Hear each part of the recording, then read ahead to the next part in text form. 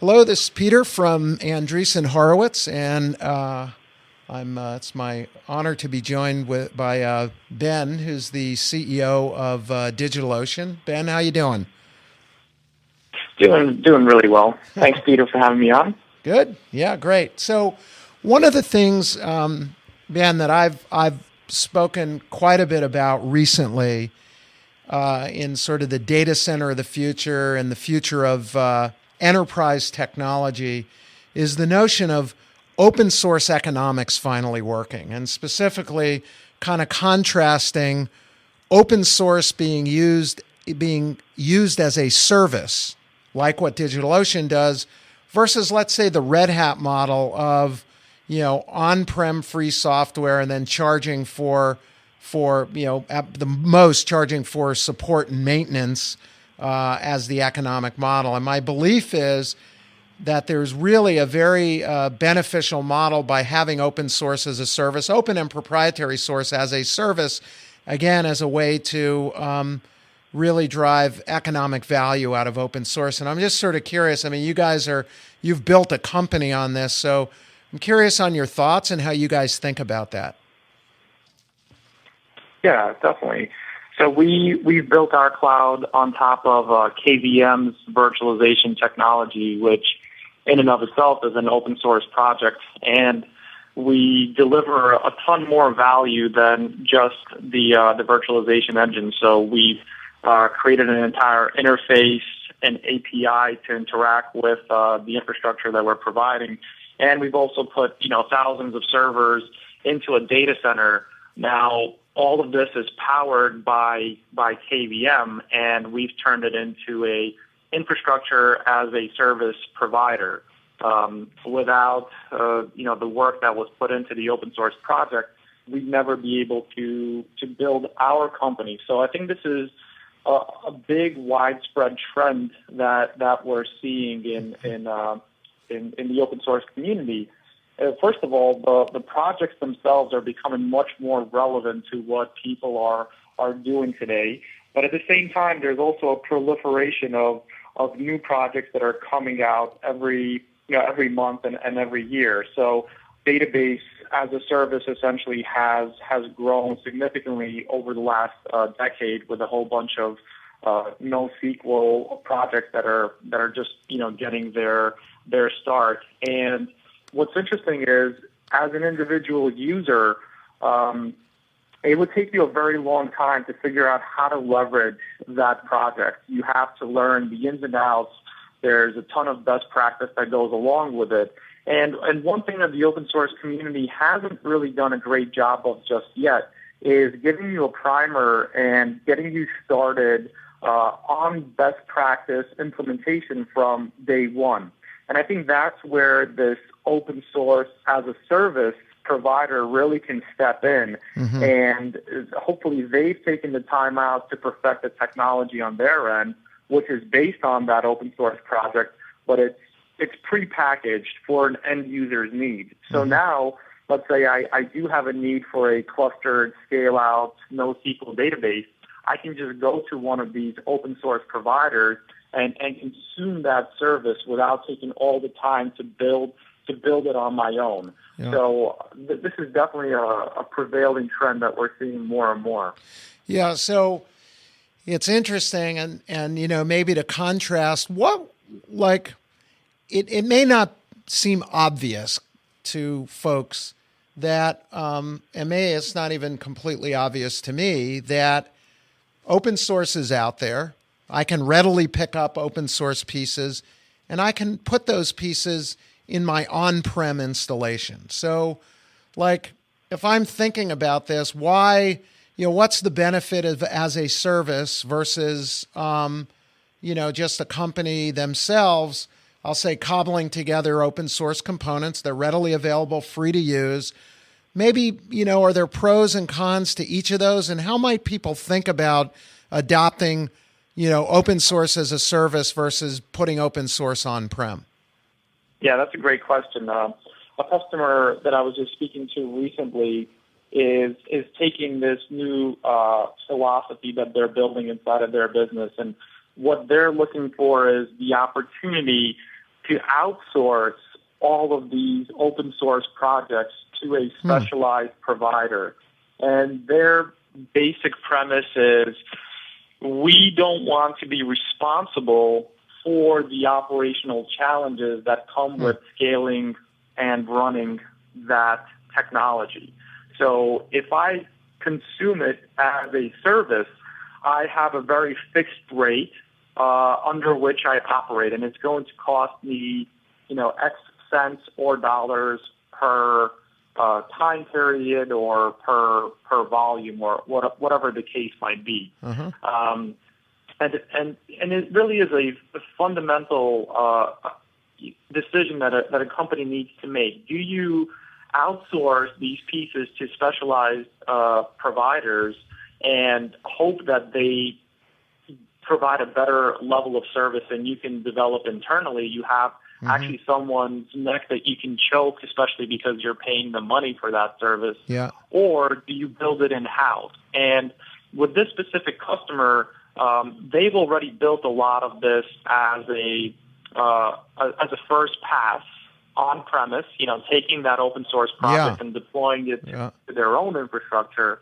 and then realizing that there's so much complexity that goes into managing each one of these discrete pieces. And more importantly, if you just take the open source project, you don't have any commercial support that you can rely on. So when the system breaks, it's up to your operational people to fix it. And, that was the decision point that they used to say, in our particular case, we would much rather outsource this to someone else. We believe that our total cost of ownership actually winds up being less. And more importantly, if something breaks, we know that we're not on the hook. So I think the example that he used was, in this particular case, leveraging AWS's RDS product, which is basically MySQL as a service. And he basically said, look, if the database is broken, there's nothing that we need to do because we know that the service provider will go ahead and fix the problem for us. Once the issue is resolved, our business is back online and operational. Yeah. Whereas the opposite approach would be he needs to get in touch with his operations people and make sure that they're responsible for fixing the problem. So it's a fundamental shift in responsibility and cost. And does it make sense to outsource it to a specialized provider or deal with the operational challenges of running it in-house? Yeah. It's really interesting. In addition to open source being offered as a service, I've also spoken about and written about this whole notion of data center as a service, where you just spoke about these databases being offered as a service. And if you think about it, every part of the old on-prem ecosystem is now being made available as a service, whether it's storage, security, infrastructure, right? All databases, to your point, are all now being made as a service. And I'm just curious, like, you guys are in this business and you're absolutely, driving that trend. Why? What is the catalyst that has made this happen now versus at some point in the past? And why are we seeing all these sort of infrastructure components now being offered in the cloud? And, what's driving that trend? Yeah, there are a few things that are coming together at the same time. So we have virtualization that really came out in the mid-2000s and became mainstream. I think that really sparked a lot of change in the data center industry. Okay, virtualization kind of became mainstream. So what? Like, what did that do to catalyze this on-prem to off-prem movement? Because I think you're onto something, and I'd love for you to clarify that. Yeah, well, part of the issue became that you have this substantially larger infrastructure to manage, because now a single physical machine could run 100 virtual machines. And so organizations or businesses needed to become much better at managing all of these systems that they're deploying. And what happened is the open source community caught up to this need, and they built a whole bunch of tools that allowed that provisioning process to work a lot smoother. So now you can actually provision these machines on the fly. You can maintain them inside of some type of inventory management system, and you have full control and visibility over what's happening. So virtualization created the opportunity for more servers to exist than there are physically in the world. And then the open source tools came along to allow you to manage that effectively. And I think those are pretty big catalysts to drive the beginning for, this utility type of model where people can come in. And because part of the problem is in the old world, essentially you would typically provision one dedicated server per customer, and you wouldn't always have a need for the full resources that the machine provides. So there was a mismatch between what the service provider sells and then what the customer needs. And so by virtualizing it and being able to deliver a much smaller slice, you've now matched supply and demand. And that allowed people to really consume these, services on an as-needed basis because the tools and the technology enabled provisioning of really thin slices in an automated fashion, and everything kind of just, supported itself. Whereas in the old model, you have people that would get a phone call and being told, hey, we need you to go ahead and rack and stack a server with this many processors, this much memory, and these disks. That doesn't really allow this automated approach to work. Interesting. So this fluidity of sort of the back-end system as enabled by virtual machines really created this this operational model that worked very well for multiple customers getting maximum use out of the system in the back end, and that's that's what you're saying is really the catalyst. That's It's also interesting. It's also interesting to note that in this particular case, both extremes are serviced really well by this model. In terms that a really small customer could now get started and enjoy the benefits of a world-class enterprise infrastructure, for just a few cents an hour. And at the same time, a large-scale enterprise can really scale out their operation without incurring all the CapEx requirements that go into building out a huge data center. And more importantly, as business dynamics change and the workload changes, they can quickly adjust, in a matter of seconds rather than being stuck with hundreds of machines that they no longer have a use for. So it created a lot of efficiencies from a small customer all the way into the enterprise. Let's maybe shift gears a little bit and talk about kind of the needs of the developer. I mean, your business is really, kind of anchored around a large number of developers using your cloud to, do their work. Why wouldn't developers just go to a, sort of standard public cloud? Why have a developer-oriented cloud? What are the differences? And, what happens over the course of time? Do the developers continue to use a developer-specific cloud or move to something more generic? I'm just sort of curious how you think about different. And then can we envision different clouds for different verticals? Maybe developers, what you guys are doing, but we have, a cloud for rocket scientists, right? And, right. I don't, or so designers. Exactly. So how do you think about that? And I'm just sort of curious how you see the world evolving and, kind of the importance of having a developer oriented cloud versus a generic cloud and how, how you guys think about that. Yeah. Well, prior to DigitalOcean, we feel that there was just the generic cloud. And the analogy that we like to use is today's cloud providers are really focused on the technology, and they present that to their users in the most direct manner possible. And what that allows for is kind of what we spoke about previously, this really large scale-out infrastructure to develop. It gives you all the knobs and controls that you would need to take over. Obviously, there's a bunch of operational work that the customer, the user, needs to do in order to take advantage of this public generic cloud, but there's no limit to what they can accomplish. The challenge that comes up is as you build larger and larger scaling systems, the complexity increases linearly, if not even exponentially, to deliver that to the market. So what we recognize is that there was an opportunity for us to focus on people rather than on technology.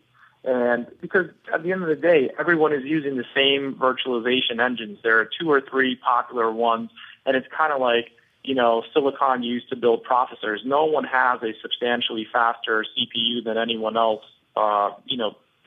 today. And the same thing happens in virtualization. Everyone's virtualization engine is fairly similar in its capabilities and in its performance. And so it boils down to what are the core values that you're focusing on? And as I mentioned, most cloud providers today are trying to focus on technology, and they think by introducing the next feature, introducing the next service, they can win a substantial part of the market. And that is a fairly accurate statement. What they don't realize is that there's an opportunity to focus on the people and who actually uses cloud and hosted infrastructure. Well, developers, right? They are one of the fastest growing segments of users online. There are 20 million developers worldwide today, and that grows at a couple million people per year. And what we realized is that the actual human experience of trying to wrangle that infrastructure is very painful. And that's the problem that DigitalOcean tries to solve, is by presenting a simple, intuitive, easy-to-use interface to bring that infrastructure under control. We use the same virtualization engines as the other clouds, but where we spend a lot of our time is on designing the interface so that people can go ahead and provision these systems rather than it taking large enterprises and large teams of ops people and software engineers to figure out, well, how do I build the auto-scaling group and how do I manage these thousands of servers across multiple regions? What DigitalOcean is setting out to do is providing the easiest way for people to manage that without having to hire even more people to run their operations in the cloud. Against that backdrop, could you imagine other vertically oriented public clouds for other folks out there? Could you imagine something, beyond developers? Let's say not for DigitalOcean, but in the industry in general. Right. Does the public cloud verticalize around people, as you're saying, like you guys have done, or is there only one, which is developers, and then there's everyone else? I think there is opportunity for other verticals to exist, and depending on how far you want to stretch the cloud analogy, you could say that companies such as Squarespace or Wix, these companies that provide build your website in the cloud using these tools, they cater to a specific segment of the market as well, but they're certainly not an infrastructure provider. They're more of a cloud website, if I may use that term. And if we go back to infrastructure itself, I think that there is an opportunity for another focus to exist, but it has to be so fundamental in order for it to create a real connection with the users and to stand out, right? Yep. If we say that current the generic providers are focused on technology and we all use that, and we focus on people, and obviously all customers are people at the end of the day, even if it's a large enterprise like Nike, there's still someone that's making that decision. Finding another bucket that's as fundamental as those two, I think is possible, but there aren't many of them, and it takes a lot of thought and a lot of focus. And what winds up happening quite often is that these buckets actually exist many times over, but they're so small that in the grand scheme of things, we are not aware of these companies. So is there a third large bucket that a infrastructure provider could focus on? I'd like to think that there's always an opportunity to innovate, to figure out the next step. You know, when we were building DigitalOcean in 2011, this is the dilemma that we faced. How do we build a company that stands out in the sea of all the other clouds that already exist? And It took us many months to be able to figure out our position around simplicity and focusing on users that are developers. So I think if someone else took the time out to really digest the market and understand what's happening, there is certainly an opportunity for a new entrant. The challenge is that quite often we find companies reacting to existing competition or to market conditions rather than being able to pierce through that fog and truly create something new. Yeah. Let me just sort of in rapid fire here, some competing things, we talk about internally. Linux containers or virtualization? What do you think in the future? In the future? In the not too distant future. Containers will win. Linux containers started the whole trend. There's this a bunch of talks nowadays about the hypervisor is dead. Yep. I don't think we're there just yet. Containers have a very poor security model, and that's really what's holding us back, but they're certainly more lightweight. The real difference between the two is the container has to take on the properties of its parent hypervisor. So you're very restricted. You can't today run a Windows container inside of a Linux server. Right. And that's what virtualization allows you to do. So it kind of depends on the use case, but for general public cloud computing, I think the container is the future. We just need to fix the security model. Okay. Flash versus spinning disk? Well, Flash, I think that's a no-brainer. Okay, so disk goes away completely? I think disk is great for archival and backup media because of its cheap cost and fairly good performance and reliability, especially in low I/O environments. So I'd say, second tier, long-term storage. So disk becomes the new tape. Yeah. Okay. Intel or ARM? Intel, I wouldn't bet against them. Okay. Fair enough. There you go. Well, good. So with that, Ben, thanks a lot. We're going to, call it a wrap, and I'll have you on at some point again. I'd love to see how all this materializes in the future. So we'll talk with you soon. Absolutely. Thanks.